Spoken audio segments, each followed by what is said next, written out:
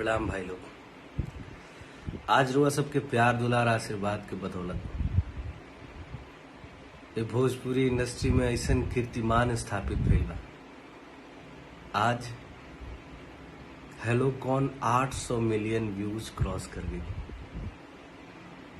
ये प्यार खातिर रुआ सबके बहुत बहुत धन्यवाद, बहुत बहुत धन्यवाद।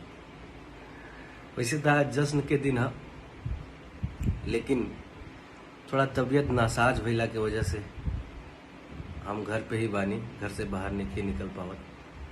हमें जैसे बड़ भाई आशीष वर्मा जी के, स्नेह उपाध्याय जी के, सोनू वर्मा जी के, आशीष यादव जी के और पूरा टीम के, हेलो कौन के पूरा टीम के बहुत बहुत धन्यवाद देता नहीं और बहुत बहुत बधाई देता नहीं। और सबसे ज्यादा बधाई हम रुआ सबके देता नहीं कि इतना ज्यादा प्यार दुलार रुआ सब यह गाना के देहनी जा। तबीयतें खराब भइला की वजह से थोड़ा सा हमार बोल बम में लेट होता, कांवर गीत में। हाँ, मगर जौन भी रिकॉर्ड भइल बा वो गाना आई रुआ सब। काल एगो गाना रुआ सब के बीच में आवता, रितेश पांडे ऑफिशियल से चीलम चरक रहा है, ओकरा के प्यार आशीर्वाद दी जा और भगवान से प्रार्थना करें जा कि हम जल्दी ठीक हो जाए तो जाके आगे के गाना और सब कांवर गीत जौन बा रिकॉर्डिंग करके शूटिंग करके रुआ सबके बीच में लेके आई। एक बार फिर से बहुत बहुत धन्यवाद रुआ सबके।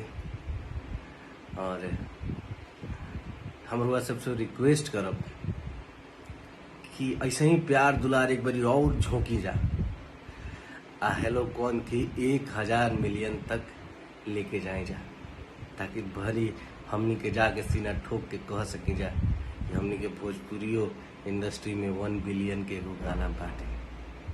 और माई करस की सैकड़ों गाना, हजारों गाना भोजपुरी में 1 बिलियन के हो, लेकिन हेलो कौन काफी नजदीक बा 1 बिलियन के आंकड़ा के। तो एक बारी जोर लगाई जा और जल्दी से जल्दी एकरा के 1 बिलियन तक पहुंचाई जा। बहुत बहुत धन्यवाद भैया लोग, प्रणाम।